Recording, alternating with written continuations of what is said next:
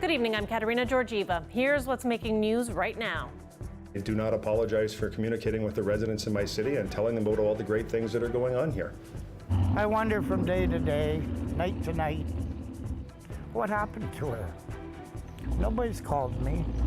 Nobody wants to give me a clear answer. On the past, we've been doing this type of tournament, but has been many years that we didn't did a soccer tournament. Now we are doing this in collaboration with LGBTQ.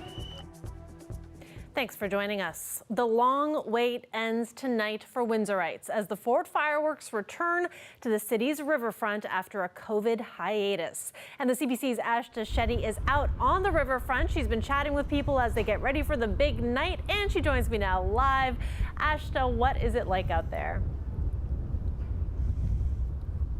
Kat, there's still hours before this fireworks event starts, but there's already tons of families out here with their foldable chairs. They've got their primo spot by the river, and they're already out here waiting for these fireworks to start. And Ashta, what should people know if they're planning on making it out tonight? Well, this is actually one of the largest fireworks displays in North America. Another thing to know is that this event starts, the fireworks start at 9:55 sharp and last for about 24 minutes. So if you do want to get a really nice spot to watch these fireworks up close, right next to the river, you might want to come in a little bit early and find that really nice spot I mentioned. Other than that, lots of fun. And by the way, fun fact, this is the first time in 2 years that people have been able to sit out here and watch these fireworks in person. The last 2 years they were done virtually, like they were set in a secret location and people watched it at TV at home. So lots of excitement in the air, people finally able to partake in this Windsor tradition in person by the river. Thanks for that, Ashta. We're going to check in with you later tonight as well. That's CBC's Ashta Shetty live tonight. Windsor's mayor is taking heat over tax bills. It's not about the dollar amount, but what's included in the mail-out. An insert highlighting the accomplishment of Drew Dilkins, which looks a lot like a campaign ad. As Dale Molnar reports, there are those who feel it's an inappropriate use of taxpayer funds. It's an insert. It's a similar insert to the ones that we've done for the last couple of years. And so it's a way to communicate with the public. I don't apologize for it. The mayor is talking about this insert that went out in tax bills last week. It lists accomplishments by the mayor regarding infrastructure projects on one side and the EV battery plant investment on the other. His picture appears on both sides. People took to Twitter to complain that this is blatant campaign advertising being sent out at taxpayer expense. At Justin_Sens writes, "Am I crazy for thinking that this being included with our tax bills in an election year is extremely inappropriate?" Paul Crosetti writes, "Looks like Mr. Dilkins is doing early canvassing on the taxpayers. Shouldn't all candidates have the same privileged access?" The host of Rose City Politics thinks so, and thinks the mayor got a great deal. Now, one thing about being in real estate is we do a lot of mass mailings. So, if you go on the Canada Post website, it's about 17 cents per item. So this gives the mayor almost a $20,000 advantage. The mayor confirms the city did pay for the insert and the postage. Political science professor Leah Miljan says this looks like campaign advertising. She says it doesn't break any laws because we are not in an election campaign period, but it doesn't look ethical. It does raise questions about ethics, about, if this is proper use of taxpayers' funds to essentially give free advertising for the mayor. It's obviously helping your campaign in your re-election. I'm not running a campaign. I'm the mayor of the city, and I'm communicating with the residents of the city. The campaign, the election is not until October. I am not a candidate for that election. I am worried about governing, and I'm communicating with my residents, and I don't apologize for it. And why is your picture on it, though? Why not?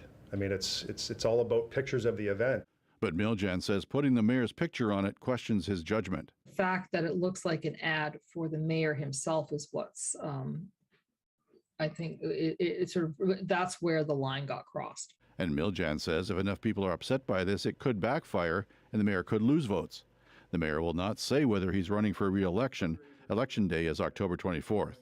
Dale Molnar, CBC News, Windsor. We're into the second week of the coroner's inquest looking into the circumstances of Delilah Blair's death. The 30-year-old mother of 4 died while she was an inmate at the Southwest Detention Center in May of 2017. Now, a jury is tasked with providing recommendations to help prevent similar deaths in the future. And today we learned how segregation is now handled differently at the jail compared to when Blair was there.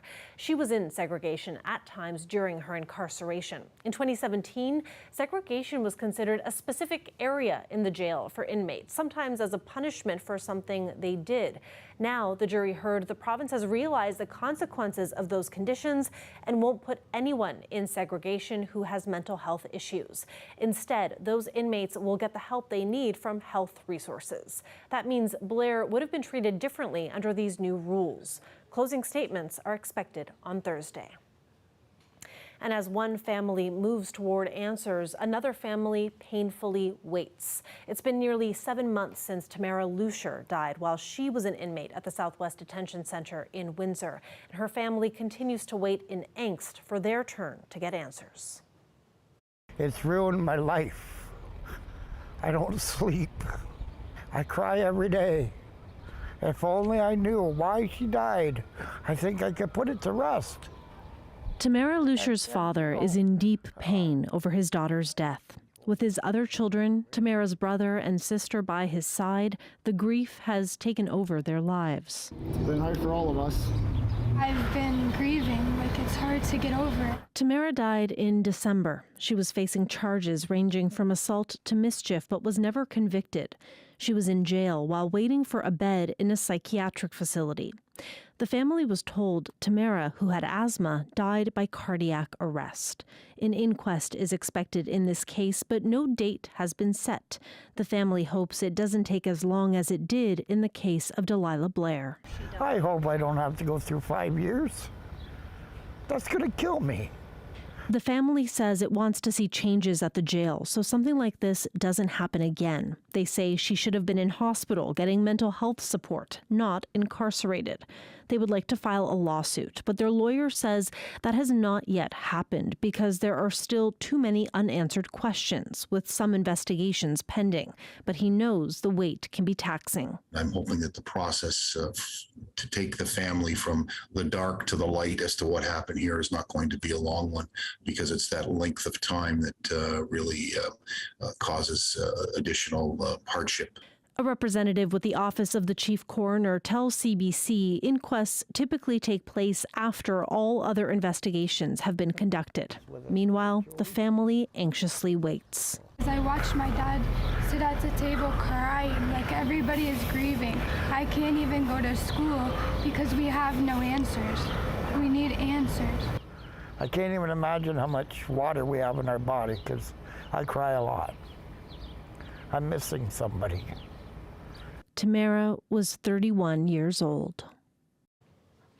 In international news, Ukraine's leader once again highlighted the dire urgency facing his nation to leaders of the top economic powers today. It was during the second day of the Group of Seven summit in Germany. Volodymyr Zelensky called for better weapons and more punishing sanctions to counter the ongoing Russian aggression. Prime Minister Justin Trudeau, who is at the summit, announced a new set of sanctions against Russia, including its defense sector. Meanwhile, NATO says it plans to bolster its rapid reaction force from 40,000 to 300,000 soldiers. The alliance is also expected to announce further support for Ukraine. Wimbledon is welcoming crowds back to watch this year's championships. 4 Canadian tennis players are competing on arguably the most famous lawn in the world. But the global outcry over Russia's war in Ukraine means players from 2 countries won't be stepping onto the iconic grass courts. Ashley Burke reports from London. This is one of the big screens set up in London where the public can come and watch what's considered one of the most prestigious and famous tennis tournaments. And this year, Wimbledon is off to a controversial start. The organizers have banned all players from Russia and Belarus from competing. This is a move that's in response to Russia's invasion of Ukraine. Here's what fans here in London had to say about that. I think it's necessary from a political perspective and a perspective of showing support for the terrible situation and the struggles of the Ukrainian people. Wimbledon is a private club and they can make their rules, so I can understand why they've done it, but I do feel sorry for the top ranking players that are not able to compete. The world's got to make a stance, so I get it. I do get it, but I think it's a terrible shame for them. A spokesperson for the Kremlin has said the decision turns athletes into hostages to political prejudice and that the competition will suffer from their removal. Now, in response, Wimbledon has been stripped of its ranking points. So that means no matter how athletes do over the next 2 weeks, they will not be able to move up the rank after this competition. There are 4 Canadians competing in the main singles draw. Denise Shapovalov, Felix Auger-Aliassime, Bianca Andreescu, and Rebecca Marino. Canadians will be cheering them on, hoping that they can make it all the way to the finals. Ashley Burke, CBC News, London. As Pride celebrations wind down, advocates are continuing to press the cases of LGBTQ refugees. Many are still facing major hurdles, and because of the pandemic, resettlement dropped to an all-time low over the past 2 years. They've been left in limbo. CBC's Philippe de Montigny has the details. Maimouna Diomande left the Ivory Coast to seek asylum in Toronto back in January 2020. She didn't speak English, wasn't ready for Canadian winters. Then came the pandemic and lockdowns. But these challenges paled in comparison to what the bisexual woman had endured in her home country. She was raped, her girlfriend stabbed to death. I had no tears left to cry, she said, and she's not the only one in limbo. João, a gay Brazilian, also fled homophobic slurs and threats. CBC News agreed to grant him confidentiality in order to protect his family back home. All the time in Brazil, you think like someone is judging me, someone is looking at me, and sometimes someone can hurt me. He was granted refugee status in July last year. A double-edged sword, he says. My mom was diagnosed with lung cancer, and now I can't see her because I can't go back to my country. He could visit her in a neighboring country, but has been waiting to get his travel documents sorted by Immigration Canada for nearly 10 months. You kind of feel like, okay, my mom had to die for me to have my documents and see her. Rainbow Railroad, which supports LGBTQ refugees, received 8,500 requests last year, most from Afghanistan, fleeing the Taliban regime. The Toronto organization helped around 200 relocate to other countries. Only 4 moved to Canada. Now that travel restrictions are being lifted all around the world, we expect to see refugee resettlement not just resume, but there needs to be a dramatic effort to catch up. He's asking Ottawa to make Rainbow Railroad a referring partner to help find and vet LGBTQ refugees, something Canada depends on the United Nations to do. Philippe de Montigny, CBC News, Toronto. A popular sporting event in Leamington has been revived post-pandemic. It's a friendly football match between greenhouse workers, both local workers and migrant workers. On the past, we've been doing this type of tournament, but has been many years that we didn't do a soccer tournament. Now we are doing this in collaboration with OGBG, and we are very happy to participate with them and doing this soccer tournament for the migrant workers. They love, especially Latin migrant workers, they love football or soccer. They're always working every single day. So this is a very nice time for themselves, to enjoy themselves. And they always say that. It's very good for them, for physical and mental wellness. It's very good. I think these traditions are important because it shows that our workers here are part of the community fabric, and that sport really unites us. And those traditions are universal across the world. Unbelievable. I mean, it's everything's pandemic past now too. Is to look forward. It's still, you still got to wear the mask on the train and all that too. But this is great. And it's good for our community. Great for them. I mean, it's just unreal. Let's take a live look outside there. Those are the barges out of which the fireworks are going to come out tonight. And good news, conditions are supposed to be clearing throughout the evening, so should be a really nice night for that. And Kim McDonald will be here after the break with a look at your weather. Stay with us.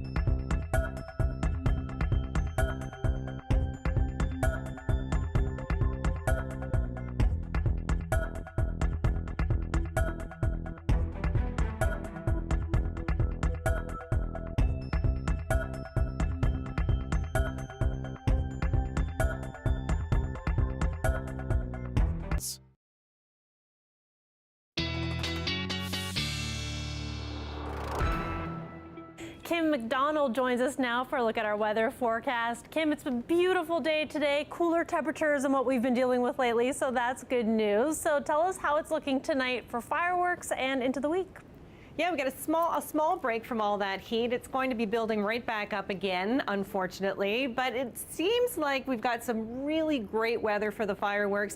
Temperatures for the morning hours, 16 degrees, but I want to get into what's going on through the evening. First of all, look at this. This is just showing you that we've got really nothing, not a cloud in the sky. Clear skies through the overnight. The winds will be easing. I know it's been a little bit on the breezy side through the afternoon, but things are improving. So here we go. So we go from 50 down to 30, 20 kilometers per hour, and then really dying down through the overnight and into the morning. So I'm hoping that this is all going to come to fruition and those winds will not be hampering the fireworks in any way. It's been dry though this month, and that trend continues. There's your temperature on Tuesday, and I just want to say 27 degrees is my favorite temperature. Can you have a favorite? 27 is mine, especially with no humidity, and that's exactly what you're going to be dealing with.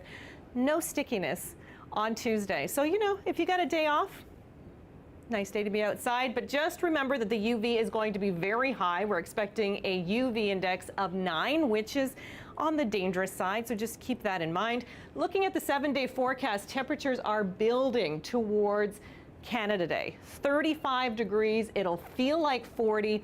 The pop is 40, so we're not thinking there's a big risk of thunderstorms, but there's a slight chance. It's one of those keep checking back in the forecast because there's the potential for a passing shower or thunderstorm, but I don't know. I think you're better chances of being dry. So there's the first cold front. So Wednesday, again, we have a small pop. Unlikely going to see much in the way of a downpour. Passing shower would be the worst. Right now, 27.2 is what's average for Canada Day. The record, 34.9 in 2002. And like I said, we're talking about a high of 35 on Canada Day, which could break a daily record. Thanks so much for that, Kim. Appreciate it. You're welcome. And when we come back, our Ashta Shetty is standing by for another look at what to expect for fireworks tonight. Stay with us.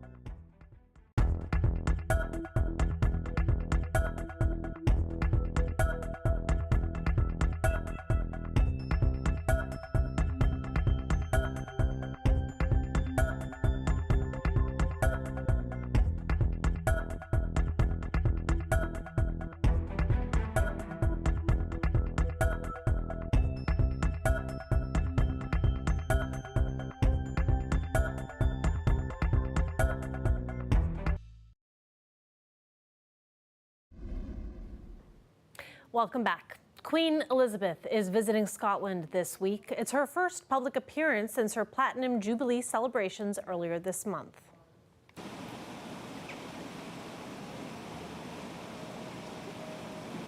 She was joined by her youngest son, Prince Edward, and his wife to kick off the royal week of events. The 96-year-old monarch took part in the traditional ceremony of the Keys, where she was symbolically offered the keys to the city and welcomed to Scotland. In recent months, the Queen has cut back on public duties because of what the Buckingham Palace calls episodic mobility issues. Rocks, shells, bones. Nothing goes to waste in one artist's workroom. She details delicate patterns onto animal skulls, turtle shells, or any other natural canvas she may find. Each piece is rich with detail and can sometimes take very long to create, just like her most treasured drum, which took her 2 years to finish painting. It has a beautiful sound. It was made by... I love it. I put my heart into them when I paint them. I think about what I want to put on it to make it look good. Sometimes it takes me months, sometimes it takes me years. Some pieces, like my drum, took me years to actually sit down. And one day I just went, hey, I think I know what I want to do. And I drew it all out, then I drew it on my drum, then I started painting it and I went, this is it. I have to feel it. I have to feel the one skull that I did. I finished it, took pictures of it, and I just sat there. I put it on the floor and I kept looking at it, and I just didn't get it didn't feel good. It was beautiful, but it didn't feel good. I don't know, started all over again, repainted it. And when I was done, I was like, wow, okay, now that I feel better about it now. It looks so much better. I think sometimes it's almost like a therapy sometimes too, because I have to draw out this thing and I erase and I fix and I have to make it so that I feel good about it. And then when I put it on there, it's almost like the animal is telling me, I don't want this on me. I don't know how that sounds, but the piece itself, every piece is different. So every thing I paint, there's nothing ever the same. I've never done anything exactly the same. They've all been their own individual art on each piece. I use shells, rocks, animal skulls, turtle shells. What else have I used?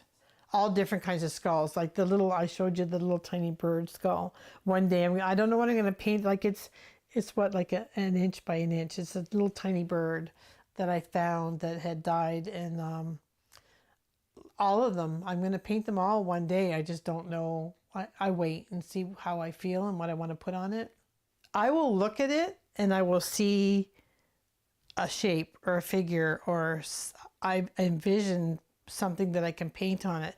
And some pieces I don't. Some pieces I just go, that would be really nice to paint. I don't know what I'm going to paint on it, and I might have it for 2 years. And then one day I'll just look and go, I know what I'm going to paint on it now. And we go back to our top story now. The great anticipation of the Ford fireworks tonight. For the first time since before the pandemic, lawn chairs are set up and crowds are gathering. And Ashta Shetty is standing by. Ashta, I know that you've been out and about. You've been chatting with folks about how they're feeling this evening. What are they telling you? What are you hearing? Well, actually, we're right outside the CBC Windsor studio, and there's a family there, a really large family, and, extended family, cousins, uncles, aunts, nephews, nieces. And I asked them, why are you here at around 3 o'clock? Because that's when I'd see them, and that's about 6 hours early for the event. And they say they come to that same spot every year for this event, and they just wanted to make sure they got that primo spot right outside the CBC Windsor studio, right under the shade, and they got their picnic out, lunch meats, breads, they were playing football outside. It was just so fun to watch, and you could really feel the excitement in the air. And just walking around, talking to people. There's some people who've driven 3-4 hours out from out east to Windsor to watch these fireworks, and they're already here super early to get that great spot. And the fireworks, if you want to watch it, by the way, start at 9:55 sharp, and they go for 24 minutes. And these are some of the largest fireworks in North America, so definitely worth coming out, definitely something you shouldn't be missing.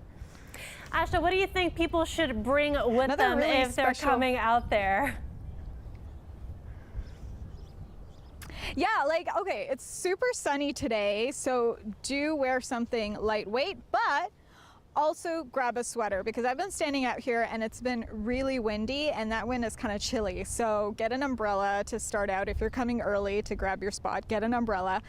And also get a little sweater or something, a little shawl to wrap around you. Lots of people have a great idea of bringing out foldable chairs. So if you want to do that, great idea. Thank you so much. Thanks for that, Ashta. And that is it for CBC Windsor News. For news anytime, go to our website, cbc.ca/Windsor. If you're out, enjoy the fireworks.